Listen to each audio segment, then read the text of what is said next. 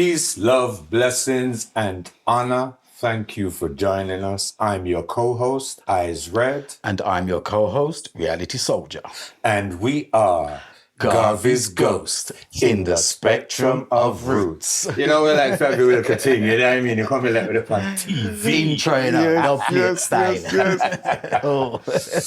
So yes, today we have this evening, we have a very special guest with us today. And we're going to broach some different subjects. We're still in We're in County Mayo. County Mayo, in the wild west of Ireland. That's the one, man. Where my mother come from, you know what I mean? I can't stop saying I finally reached, you know what I mean? For real. But yes, this evening's guest is the one and only, the wonderful Ras Tinny. Greetings, Ras Tinny. Yes, how are you doing, and King? love. Greetings and love. Thank you so much for having us and coming all the way to Bali Castle. Yes, we give thanks. No, it's a pleasure to meet you. Yeah. My first time of meeting you, so that's an honor for me. Total honor. And we're going to have a very fascinating conversation. I'm intrigued. I really am, honestly. So without further ado, let's take it from the beginning. Like, you know, where you was born, where you grow, your family situation, mother, father, siblings, and tell us the story. Tell us how it got. Yeah, so I was born in a country called Suriname. Okay. Suriname is on the north coast of South America. Oh, right, okay. And it is part of the Caribbean, but it's part of the Caribbean that is on the continent. Right. So so geographically, we're not in the Caribbean, although we're also close to the Caribbean Sea. Right. But culturally, we are classed as Caribbean people because we have the same history and the same culture. Right. Yeah, as other Caribbean countries. So that's where I was born. And colonially, that's the Netherlands, right? Yeah, exactly. Yeah. So Ruud Gullit. Yes. Yeah. And Rijkaard and See. Yeah. So it was a colony of Holland. Right. Sugar plantation, big sugar plantations, and coffee, and so then after slavery, they brought people from India, from Indonesia, from what is now Pakistan, right, and what is now India. And they brought them there as indentured laborers to come and work there. So it's kind of very similar to Jamaica, I think, you know. Okay. But because we are a Dutch colony, we had also indentured laborers from China and from Indonesia. Okay. Yeah. So those are also cultural groups in Suriname. So in Suriname, it's pretty mixed, you know. People are very much mixed, very much integrated. Okay. So you're exposed to lots of different subcultures. Cultures, yes, absolutely. So food and stuff like that. Yes. Right? So the first people there were the Amazonian Indians. Okay. Yeah, and then so the different tribes of Amazonian Indians, and after them, the Europeans came. So you have Europeans there, and then the Europeans brought the African slaves first, and then they brought Indians, Chinese.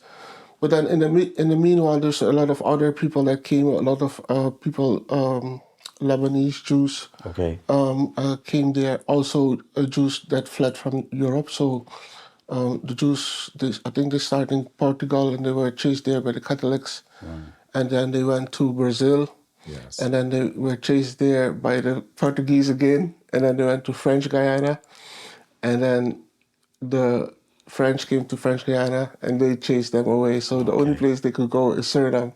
So in Suriname were the Dutch Protestants. Right. So they just took their money, shoved them up the river. So let's hear a little bit about your family and, you know, the dynamics of that and how. So I come from a family of 5. So my dad and my mom, and I have two other brothers, so 3 sons. Right. And you the eldest, youngest? I'm the oldest, yeah. So and so my mom is still alive. My father is late, but my mom is still alive, and my 3 brothers are still alive. Okay. Yeah. Living back home? Yeah, living back home. It's funny because all the three of us, we got into growing stuff, so we all kind of, like I'm growing in Europe and they growing in Suriname. really? Okay. Yeah, so they have really lovely gardens as well, but in Right, Suriname, okay. although in Suriname, yeah. So you're like a family of farmers, so to speak. Yes, Yeah. although we're not coming from farming background, Right. but we just always, Okay. yeah, Okay. we love the plants. Right. Okay. Yeah. So how was school and growing up in school and everything for you? Yeah, school is in Suriname. It's kind of similar as in Holland and in Europe. Okay. So you go to primary school, then secondary school, and then university. So I went all the way to secondary school, and I didn't go to university. Right. So which would be, yeah, I probably would have, like if I was in another family, I probably would have gone to university, Okay. because it was pretty accessible to people at that time. So,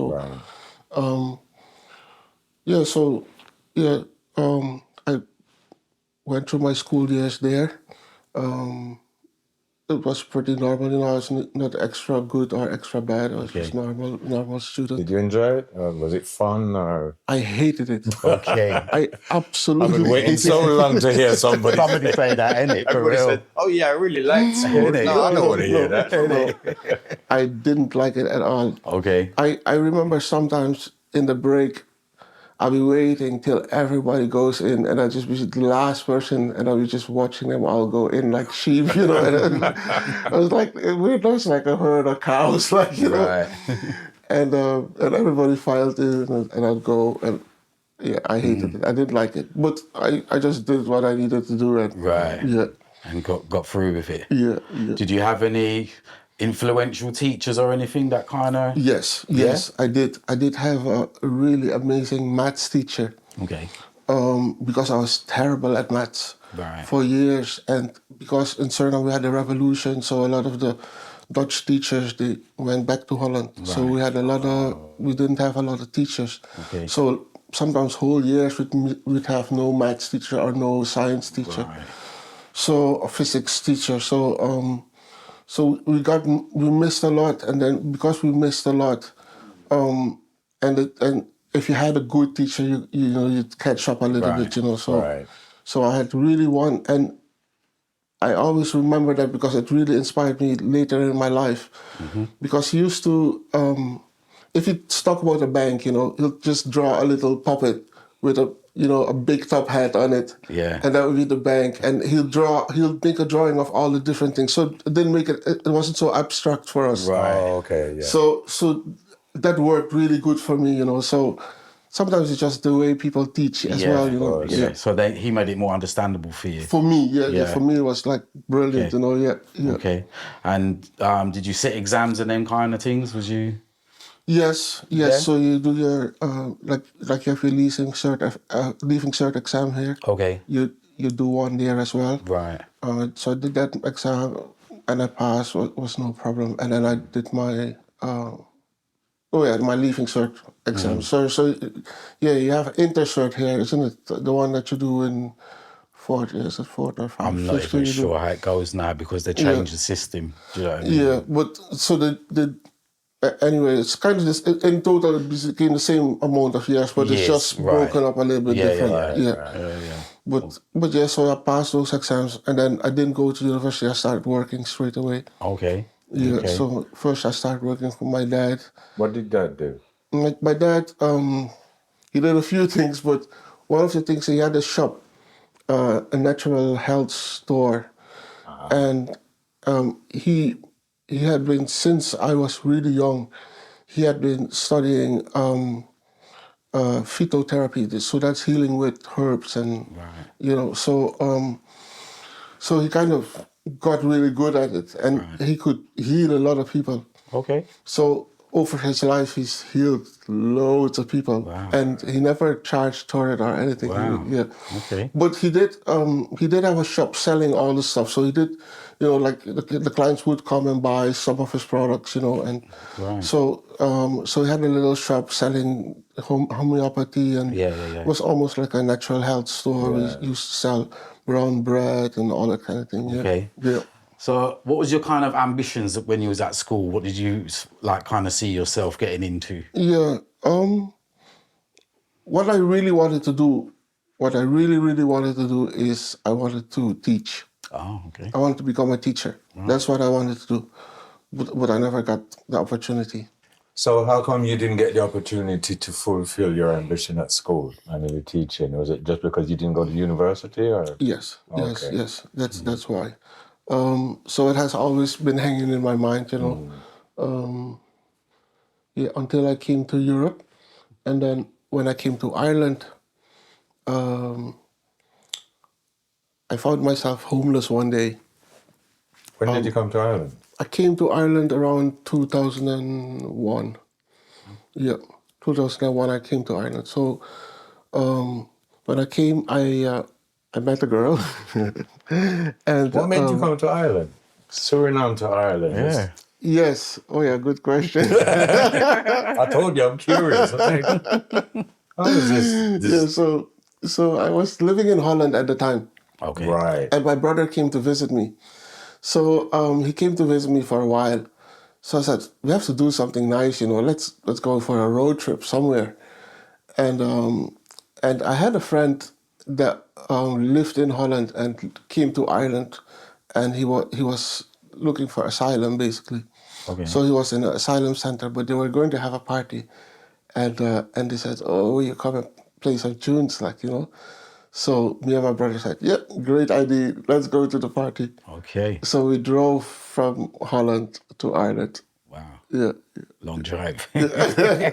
Now I've been to some raves and I've had to travel, but that's a hell of And a it- that's a yeah. road trip. Yeah. Ain't it? Well, we were just going for the trip, really, Right, like, right. you know, Yeah. yeah.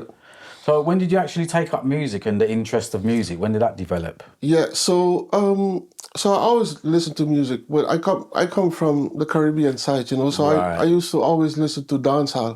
Okay. So I started listening to, you know, Buju Banton. I think around Buju Banton I started. He was really the first that I really Shabarangs, Buju Banton. That's kind of what I started listening to, and then Sisla and so on and so on, you know. So that's where I really got interested into reggae music and dancehall music Right. particularly, you know. But I since then I used to like listening to Burning Spear, and I used to like Bob Marley as well, and but Burning Spear is what I really always Okay. liked. Yeah. Yeah. So that was You were listening to these artists when you were still back in Suriname? yes. So the whole that was part of the musical currency then. Yes. Reggae music. Yes. Okay. Yeah, Burning Spear, and Gregory Isaacs. I really loved Gregory Isaacs as well. Yeah, he's ruler. probably, you know, definitely my favorite. Yeah, and so then I kind of started listening a lot to that. The music was I listened to it all the time, like 24/7 was in my ears. Okay. So yeah, and then so I didn't know too much about dub. I didn't know anything. I didn't even know it existed. Okay. No. But one day I was in Cork. I was living in Cork at that stage, and my friend Cian Finn. I don't know if you remember Cian Finn. Yeah. Yeah. So my friend Cian Finn, he had just started a band with some other guys, reggae band, and they were going to have one of their first gigs. So he was outside flyering. So I'm walking past him, going home from school, and he says to me, "Oh brother, would you come to my gig? I have a reggae gig here tonight." And I said, "Yeah, why not? You know." So I Yeah. took the flyer, went to the gig, and it was an amazing gig. It was like really small, you know, like maybe 50 people in a little bar, and and he's an amazing singer, you know. So so after the gig, we started talking, you know, and he came to my place. So we spent the whole night talking about reggae music and exchanging music. And at some stage in the night, he says to me, he lets me listen to this music, you know, this music, dub music that he had, and he played some Alpha and Omega, some Irish steppers, all that, and played the music. And I was like, wow, this is amazing. Okay. I've never heard this music before, Right. So we're listening to Alpha and Omega, and he says to me, let's see what they look like, So we went to the computer and we looked for an image of Alpha and Omega. What do they look like? We saw like a picture of Christine with her hand in the air, bass guitar. And we're like, wow, we thought they were black people that were making this music. So we thought, wow, but really nice music. So I started listening to that. He gave me some of his music. And that's how I got introduced to dub. The whole, Okay. Yeah. And from then I just listened to dub. Okay. And you play instruments? No. Okay. No, I don't. Right. No, not. Okay. Not that, yeah. You're just performing artist? Just, Yeah. just And vocalist. songwriting? Yeah, and songwriting, yeah. Okay. So, that's it. So what about what was it about reggae music that kind of attracted you? Was it the vibe in the dance, or was it the lyrical content, the culture? Did you relate to it because you were Caribbean? What was it? What was special about that? It was the lyrical content. Okay. Especially the lyrical content, because, that was the time, that people started, talking about Rastafari in dancehall music. Right. So I got interested in, that message, and so that's how I got, listened a lot to Capleton, listened a lot to Sizzla. Right. And the lyrical, it wasn't the dance, because we wouldn't be going to dances in Suriname like they would be in like dances in Suriname would be Surinamese music, it would be traditional. Okay. African. What did they call that music in Suriname? So there's Kaseko, there's Kawina. Kawina is like more. Kawina. Yeah. So those are more maroon. Wow. Yeah. Okay. Kaseko is more from the more Afro-Caribbean people in the cities. Yes. But then the Kawina would be more from the people that live, the maroons that live in the jungle. Yeah. Oh, okay. Yeah. So most young people in my time, if they go to a dance, that's the music they'll be listening to. Right. Yeah. Okay. Yeah. So did you, on your musical journey so far, did you find that any obstacles, any challenges? No, I wasn't really performing, so it was just a question of finding the music, Right. because living here in Ireland, so you'd be looking on the internet and you'd be trying to, and So accessibility would have been one of the challenges. it Then. would be it would have been at that time. Okay. Yeah, and because you'd have some very good reggae shops in Ireland in town, but there wouldn't be a big dub Scene. No, so and there wouldn't be a lot of that type of music around, so Okay. yeah, so that was probably the biggest challenge, to find the music. But the internet was starting to come in, and so you could search for things, and So when did you really get the launch kind of thing? for making music, Yeah. I was in college, and I started writing music. College? What were you doing? I was studying at that time. I was studying sociology and computer science. Okay. So I studied that in Cork. So that is the time that I met Kian, and that is the time that I really started writing music and making music. Yeah. Okay. At that time it was really interesting because Radical Guru was living in Cork. Okay. I was living in Cork. Kian was living in Cork. We have a few other brethren in Ireland that are making music, and that are, there was Revelation Sound in Cork. Mm-hmm. There was, the boys from World-Based Culture, Manji, and all that. They are more into jungle and that kind of music, but they're also into dub. So it was a whole heap of people that were, cool. Just at one time, all there, Yeah. Wicked. Go on. So the sound system culture here, how is that for you? That's how I got introduced to it, living in Cork. Yeah. Okay. Went to my first sound system dance, Revelation Sound. Right, Benji. Benji Revelation, and Maya. So that would be one of my first sound system dances that I've been. Yeah. Nice. So you're starting to immerse yourself in the music roots, music culture as it was here. Yes. And starting to move with certain man. But you were at college and you were saying you're doing sociology and what? Computer science. Okay, so what was the end goal for you at that time? Yes. So so as I told you before, I got into college in a really funny way because I would say it was a girl. Because we didn't even finish that story either. You know We're coming back to that one. yeah. At some point, my relationship with the girl broke down. Okay. And I knew a girl was involved in something. And I left the house. Wow. So I was homeless. I didn't have any place to go. Yeah. So I had thought, okay, I'll go back to England. I'll go to England, and so I went to the bus station, and I was going to catch the bus to the ferry, and it was going to bring me to England, and I was going to try to find my way in England. Okay. So where were you heading to? London? London. I would have gone to London. Yeah. So I went to the bus station, and as I arrived, I noticed the bus has left, and the next bus is next morning, 8:00. So I said, okay, I'll stay in the station. So I stayed at the station, and at about 8:00, I saw this light going like Cork. Okay. And I said to myself, what am I going to do in England? I have nowhere to go or anywhere, So why don't I just go to Cork, So I just took a bus to Cork. Hey. I had only a bag of clothes behind me. That's all I had. Okay. So I took the bus to Cork. And I arrived in Cork in the night.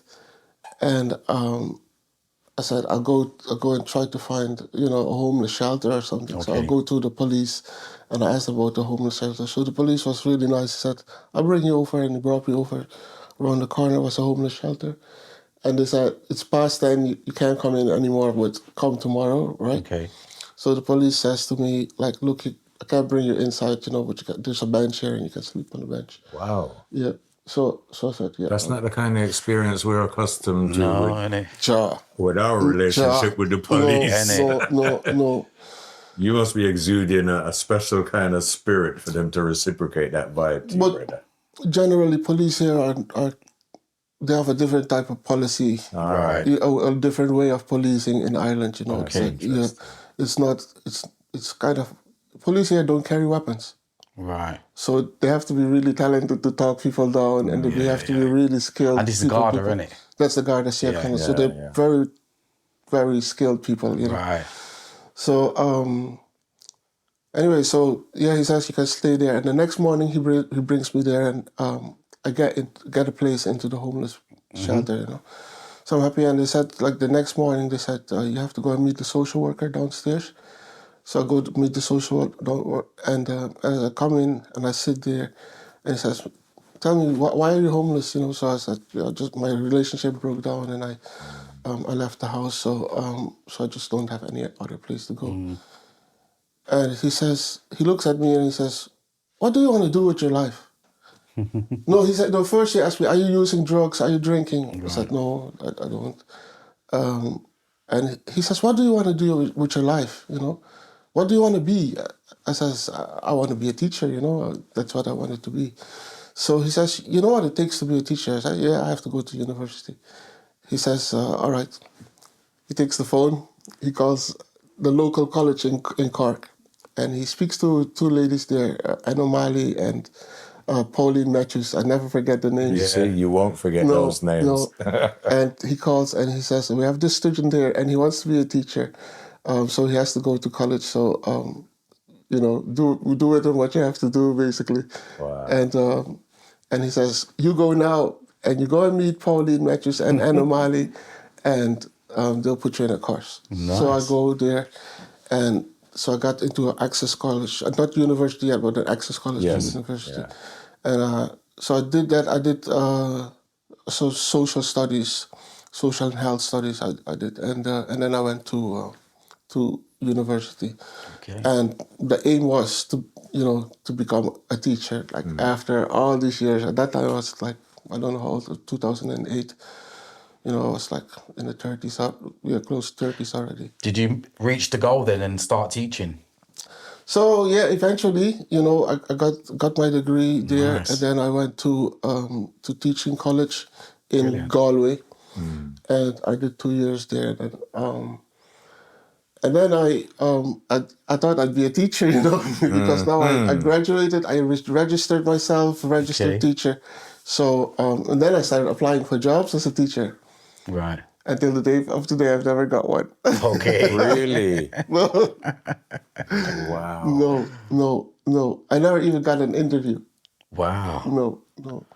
But I still went to teach because I wanted to teach. So I went to teach, first I went to teach development education. And I taught development education for about a year. And then I went into sexual health education. Okay. I did that for a few years. And I taught all the schools in Ireland and even the universities. And Okay. Wow. yeah, so that was really nice. I did the sexual health education. And then at that stage, me and Eva, we bought the garden here down the road. So I was living in Limerick then, and then I moved to here. Okay. And the aim was to kind of see if we would be able to grow food, so enough to at least take care of ourselves and maybe sell some. That was our idea. Right. Okay.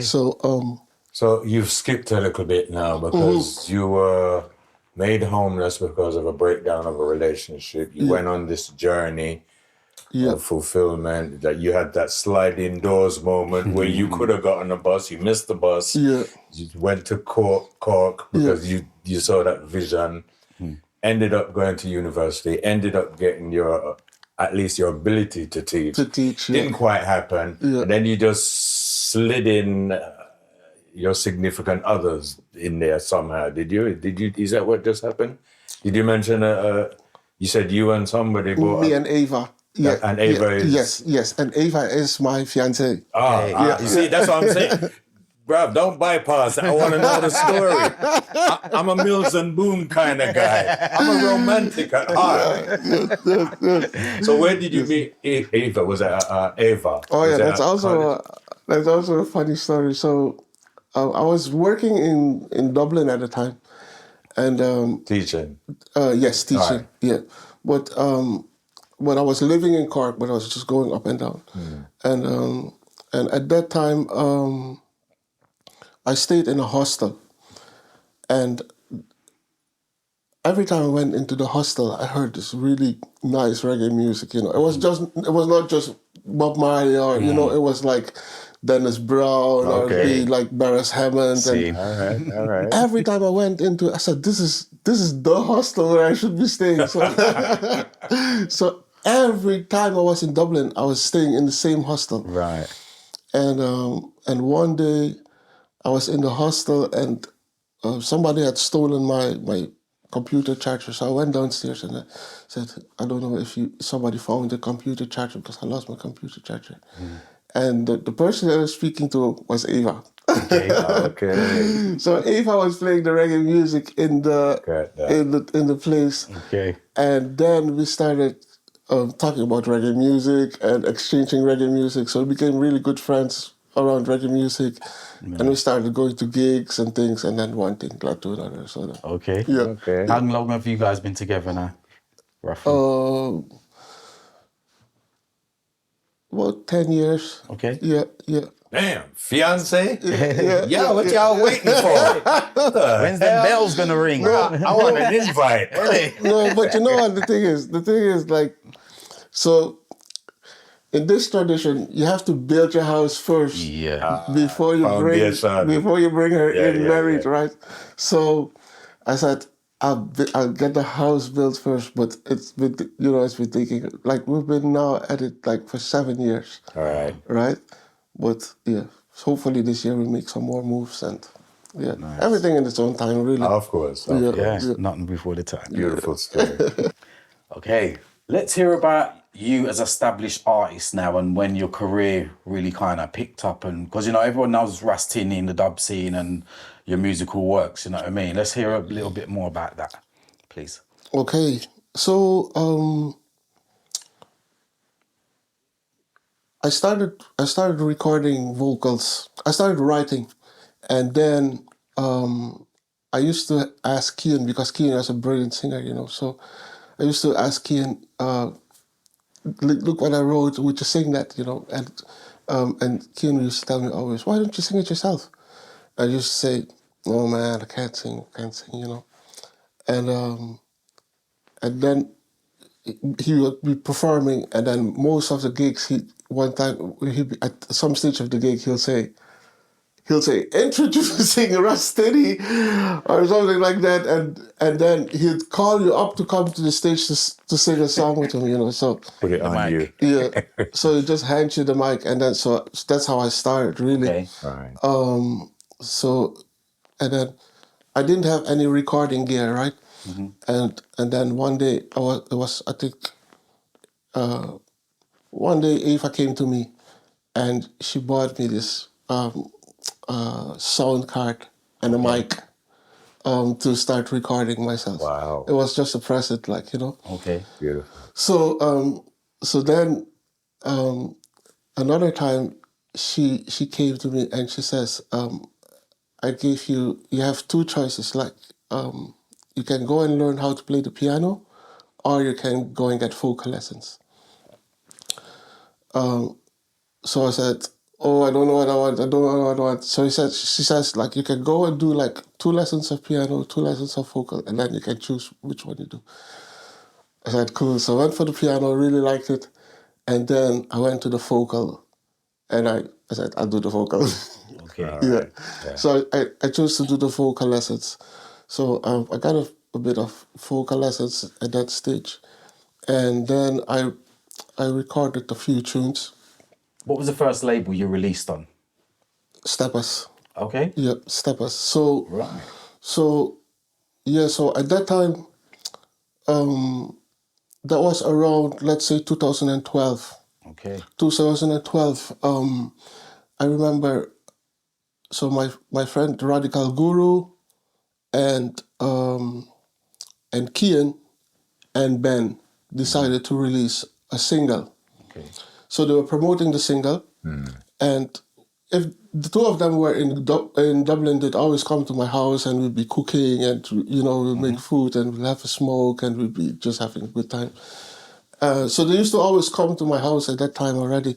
So they came to Dublin to do the gig, basically, and with Ben. So Ben was the producer on Ben, and Radical Guru produced the What single. was your first tune called?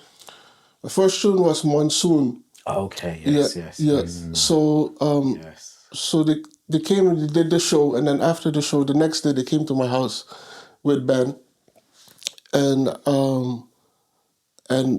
I was just playing some music, and that tune came on, and then Ben says, "Oh, I really like this tune.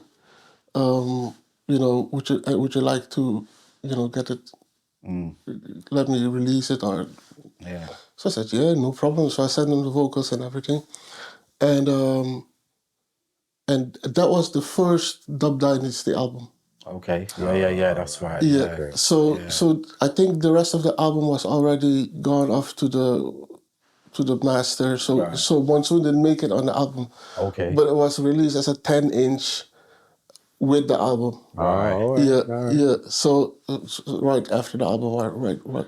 And it's the same album with Black Rose and... No. No? No, that was the first Dub Dynasty album. Right. So the second one was the one with Black Rose. Yeah. Okay. Yeah. Right. Yeah. I'll have to look into the first one. I can't really... Unrelenting Force. Right. Yeah. Okay. That was the first.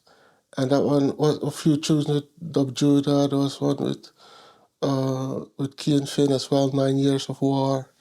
Okay. Yeah, there's some nice tunes on that. Okay. Yeah. So when you started working with Ben, is this when you started to get booked more as an artist and start to travel and Yeah, them so kind of vibes? yeah, so at that stage I hadn't been really performing that much, you know. Like Right.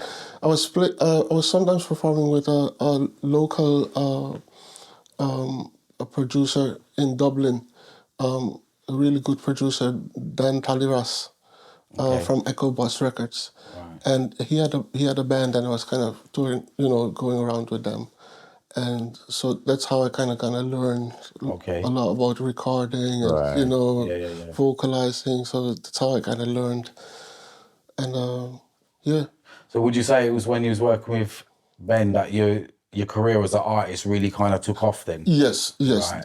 definitely. So since I released Monsoon, then you know, just started to get Yeah. more and more work, Okay. and then I released also an album with Alpha and Omega, Okay. and yeah, so that's kind of where I started getting more and more work. Because when I first heard you, I thought this guy's got a new, unique voice and style. You know what I mean? Like, you hear Ras Tinny, you know it's Ras Tinny. No one else don't really sound like that. Do you know what I mean? Yes. And the Monsoon, I was going to ask you, was that like, because to me that sounds like part of your history and your culture, like something you grew with, you know what I mean? It sounds like an experience you had while you wrote that that Yeah, track. that tune. Most of my music is rooted in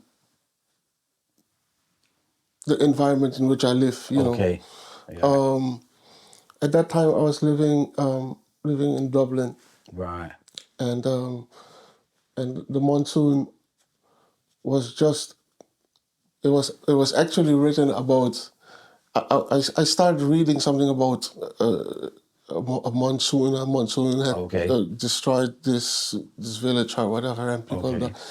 And then I was reading about the monsoon, and then I found out that the monsoon happens almost everywhere, you know. Yeah. Yeah. And I was thinking it was only a thing of India, and you know, Yeah. but Yeah. there's a lot of places that have the monsoon. Have them, yeah. So then so that's how I started Okay. thinking about that, and I was thinking like, and then I just wrote the tune, you know, the monsoon come, because it was like the monsoon come sounds a little bit like the monsoon come. See, right. Yeah. And And it. Yeah. So yeah, I started playing with that a little bit. Yeah, Right. and that's how the monsoon. Okay. Yeah. So you're traveling Europe and the career's taking off nicely. Yeah. How did you find all the traveling, the work in, you know, how did you find the whole scene in Europe? Oh. Because you started here in Yes. Ireland, really, with the Yes. dub, innit? Yes, So when you yes, go yes. to Europe, it's like really big, innit? Kind of thing. It's unbelievable, you know. Yeah. It's like it's when you first experience it. Like, I think maybe that's where I saw you the first. Was it in you know, there was this festival in Wales. You nod. You not? Yeah. Yes. Yeah. With Imitri. Yeah. Yeah, so That's right. that's where I first saw like all the big sound systems, like Iration Steppers. Yeah. And, you know, I was totally Yeah. totally blown away, like, you know. Okay. Yeah, it was like, UNOT was for me like unforgettable experience. Right. And so I tried to go to almost every one of them. I think I missed only one of them. Right. Yeah. Just to go back a little bit, is there a sound system culture in your homeland? No. Okay. Not that I know of, no. Right, no. okay. Maybe now it will start, no, but I Because, you don't. know, you said it was like they had the same vibes as the West Indies, so I thought maybe, you know what I mean? Yeah, not in that way, you know, Right. more in the way of we have the same slavery, Right, indentured yeah, labor yeah. history, you know, Yeah. we have that kind of history. Yeah. The food that we eat is very similar, you know, Yeah. like we eat saltfish as well, we eat rice and peas as well, Yeah. you know, we have, yeah. I just thought because the same thing, sound system was a big part of like Jamaican culture, and it was like our radio stations Yes, to yes. hear what we needed to hear. Yes. Because, you know, mainstream don't play what True, at them true. time. You know what I'm saying? Yeah. So I was just wondering, like the same thing, if there was that kind of culture Yeah. back in. But see, the thing is, like, in Jamaica, dancehall would have been what Kawina and Kaseko would have been in Suriname. Right. Yeah, of course. You know, it'd be basically the same thing. It'd be completely different. Like in Suriname, it sound different because it's African. It's more African, you know. So it sounds different, but it's the same vibe. Yeah, of course. Yeah, it's the same vibe, you know. Yeah. So it does bring the community together and them kind of things. It does, it does, yes. Okay. Let's talk a little bit about I can't even say the word. It derives from the word tree, Arboretum. arboretum. Yes. So definitely a very, very passionate about growing. Yes. How did that start over here? How did it materialize? What's the story? Yes. So me and Eva bought about an acre of land around. So she has around the that corner. kind of interest in Yes. okay. And that was the idea, was to kind of grow, you know, be able to, you know, live out of the city, grow food, Grow your live the own life. food. Yeah, live the life. That was the idea, right? So, but we had no money. You just had the sweat of your brow and the land. Just like the biblical times. We wanted to farm, but we didn't have farm money. You know? So we said, you know what? We look for the cheapest land available in Ireland, and all we want is that it's close to the sea. Okay. Yeah. So we did a search on the cheapest land in Ireland, right? And then we found a piece of a field right around the corner here. If you just go a little bit up the road here. I think we passed it earlier. Yeah, right in front of the Atlantic Ocean, right? Okay. It was basically a field for cattle. Right. So we saw it, we said, it is cheap, we'll get it, like, you know, we'll try to get it. So, and we'll build our house, or we'll build whatever, and we'll live there, right? So we said that, and we called the estate agent, right? And the estate agent said, but where do you live? And we were like, Dublin. And he was like, well, why do you want to field here? You know? Who are these crazy people? All the way here on the west coast of Ireland, in front of the ocean, like. So we were telling him, like, yeah, maybe build a house or something, you know. I thought it'd be brilliant in front of the ocean, like. He says, but you'd never get planning permission to build a house here, like, you know. So he says, but come over, and there's a lot of things being sold around here. And that was the recession time, you know, when the global recession. Right. Yeah. So he says, come over, and everybody was selling their everything really cheap, like, you know. So he says, there's plenty for just to buy here, but I wouldn't tell you to buy that, like, because you will never be able to build a house on it. Right. So we went over. We came all the way from Dublin, came here, and he said, "Come, let's go for a spin." So we brought us on a spin. We went, drove around, and then we passed the house there on our way back to the village. Okay. And as we passed the house, we saw for sale. So we went, and it's completely overgrown. Completely, you couldn't even walk in anymore. It was all overgrown. But there was a house there, and we saw it, and we're like, "Oh, Jesus, that looks like nice, you know, with all the trees around it." And You could visualize that. yeah, so I couldn't visualize anything because I didn't know what was in the back, but I knew I love those trees around the house. You know, I like that vibe. So I says to Eva, let's find out how much it's, and it was only, I think it cost only 25,000. Yeah. With the acre of land. Yeah, with the acre of land. It was really cheap. So Euros? Euros, yeah. Okay. Yeah. Wow. So we said to Michael, who is the guy that is living here beside you now. Okay. All right. So he became our real best friend here, you know. So Michael says to us, "Look, I'm gonna find out for you, like, you know, I'll sort you out, I'll organize the whole city, organize everything." Wow. So we bought the place, but the house is derelict. The house is nobody has been living there for the last 13 years. Okay. At that time, you know, now it's more than 20 years. So people have been using it as a dump. They've been, you know, throwing all the rubbish there. So anyway, we bought it eventually, and then started to kind of open it up and go inside and see what is left, like, you know.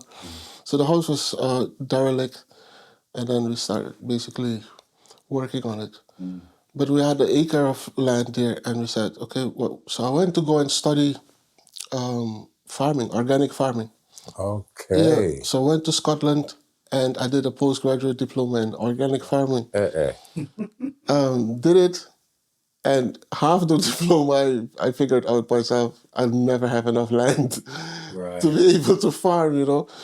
So, but we had bought it already, so we said, so what will we do with it, you know? So just different ways to skin a cat, you know, to make it work. But the original idea was to be self-sustaining and grow your own food, right? Yes.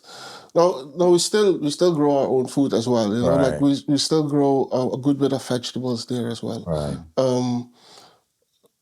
Definitely the years before we were growing much more.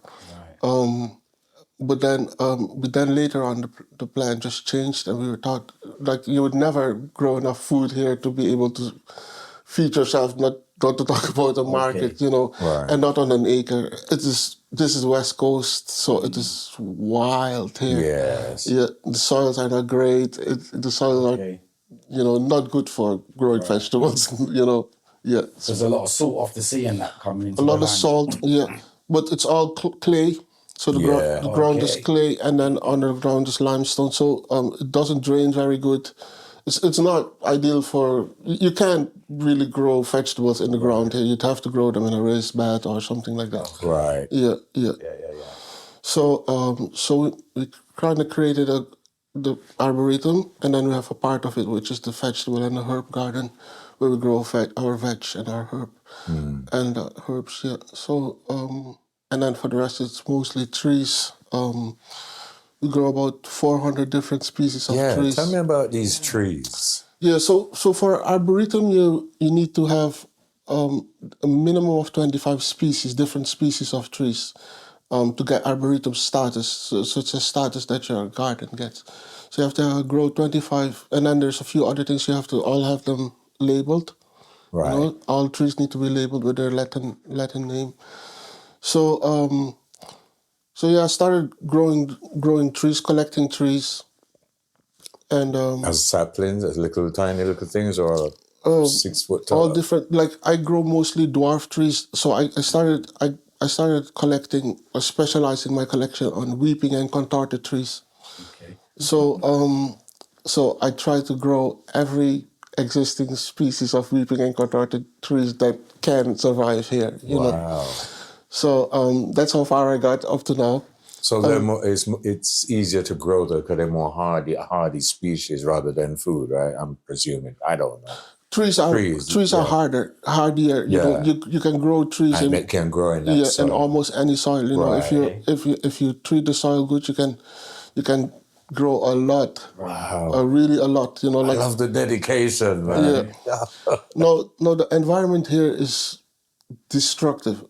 You don't see a lot of trees here. You know, if you drive around here, you won't see any trees. And any trees you will see that they're totally ravaged by the wind. You know, so there's a lot of storms here. A lot of salt from the Atlantic Ocean. Of course.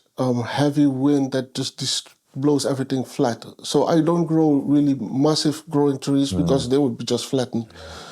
A few I do grow, like a few tough ones, but mostly I grow dwarf trees and mostly conifers species. Yeah. And you have how many? 400 different species. I don't know how much trees I have.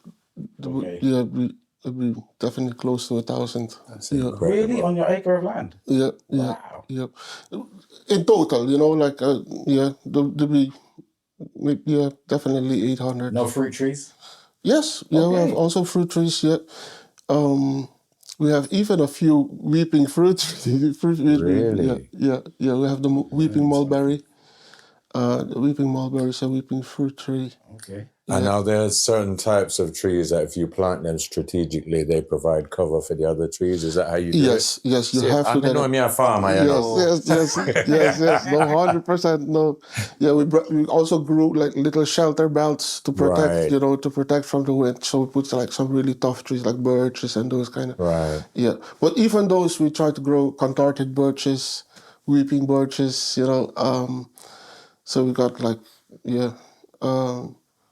we got a few just straight up pine trees. You know, Peter Sylvester is the local pine tree that grows here, So we have a few there as well, just for wind, just to stop the wind, break the wind.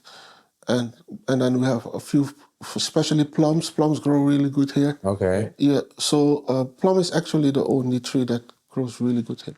Okay. Yeah. Go on.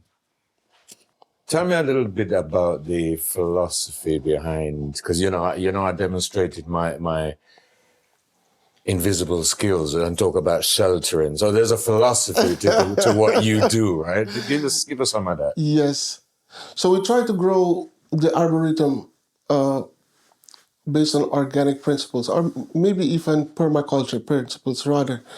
In terms of we grow a forest of trees that provides food, but that is also aimed to be extremely beautiful. So, so that it can attract people and it can interest people. Wildlife as well, birds. Yes, very, very wildlife friendly. We don't use any chemicals. We haven't used them. So this land has not seen any chemical fertilizers, fungicides, or anything since 20 years ago. Wow. Yeah. That is, can't wait to see it. Yeah.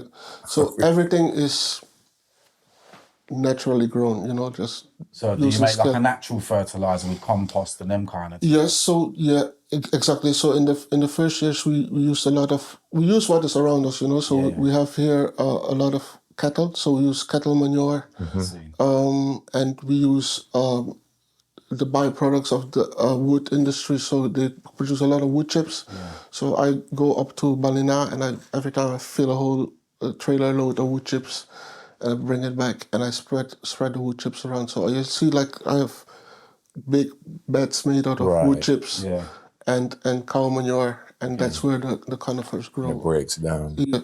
Can I ask quickly, just briefly, what is the meaning of permaculture? I was going to ask that. Reggie, the teacher, we sit I mean, you want to learn to Yeah. Like, to put it really simply, right? It is based on the idea that if you have a forest, right, there's different trees growing there, and they produce food and flowers and whatever all the time, permanently, and it maintains itself. It never needs to be fertilized, or it's very self-maintained, self-sufficient. Yeah. So if you grow not like trees, just any trees, but you grow like food trees, fruit trees, trees that have some kind of utility to you, then you can create a system that just every year, because a tree grows only bigger and bigger and bigger and bigger in your lifetime, that will just increasingly feed. A tree is also something that every year increases in value. So you buy it. So to buy a tree is the best investment you can make, as long as you can. as long as you take good care of it, because it becomes more valuable. And if you grow trees, then you know that when you grow a tree that is like this, you're gonna pay a certain price. When it's like this, you pay. Right. Yeah. And the difference is time. See, of course. And we have no time. So if you want to see your tree one day growing beautiful, you'll have to probably buy a bigger tree, and it's going to cost you much more money, so you pay for the time. Yeah. So time and trees, it is really important, and the trees make you realize how little time we have on Earth. Like these trees live 400, 500 years easily. Even the weaker ones would live easily 60, 70 years. So. And that is our life. That's our lifetime, So we don't have a lot of time, right? And it does remind you of the fact that you don't have a lot of time. Yeah. So just sounds like a constant battle on this side of the planet, though, isn't it? That you're having. It is. You know what I mean? Yeah, it is, and sometimes it is brutal. It is really brutal. Like when you come to the field. Like 3 days ago, there was a massive storm here. Was it 3 days ago? No. About 3-4 days ago was a massive storm here, and tomorrow you'll see just destruction, But get disheartening when it does. nature. It does. Yeah, yeah. When you're but it battling. is nature, you know. That's right. That's what I was exactly. gonna say. Yeah, it is nature. Yeah. So. Yeah, mine sounds so interesting. Like, So the ultimate aim is to create something that's self-sustaining, Yes. varied, Yes. interesting, that attracts. You said attracts people as Yes. well as wildlife. Yes. So people to just come and walk around and be in awe of this magnificence. Yeah, to just see how beautiful trees Yes. can be, you know. Because sometimes when we look at trees, you know, we just get used to them for them, you know, granted. take them for granted. But tend they're not to. actually Yeah. incredibly beautiful Yes. sculptures, every single one of them, you know. As long as it's well taken care of, it can be a beautiful, every single one is a sculpture. So I love that.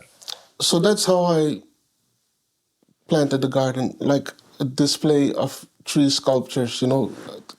Some of them are dwarf trees. Most of them would be dwarf trees, dwarf cultivars.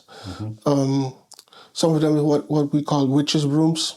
okay. So they're just a deformity grown in the tree, what we would call a deformity, and someone would go cut it off, graft it Okay. on another part, on a normal tree, and then whatever that expression that will grow into a new tree in a different expression. So you get dwarf trees and weeping trees, and so that's how I grow the weeping trees. Okay. So do you? I hope I don't use the wrong word. Do you kind of breed your own trees, kind of thing? I don't, not yet. Right. I do. I am trying. You know, Okay.